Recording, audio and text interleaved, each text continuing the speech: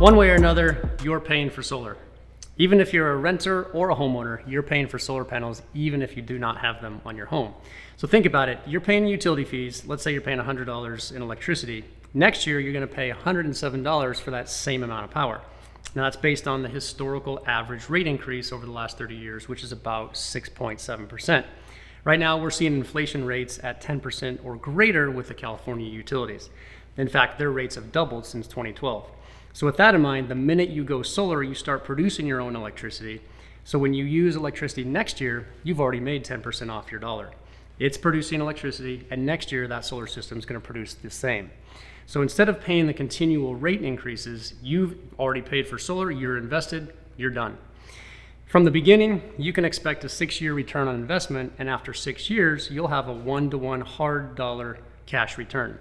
This means for every dollar that you spend, let's say you spend $10,000 today, within 6 years, you'll have returned your total investment back in tax credits and utility savings. Now, that system's gonna last about 25 years, if not longer. You've got the warranty package for 25 years, so just imagine how much longer it's gonna last after that. In fact, today's technology has a life expectancy of closer to 30 years. So you've got 20 to 25 years of an income producing asset, which means the system will always be producing income for you and your family.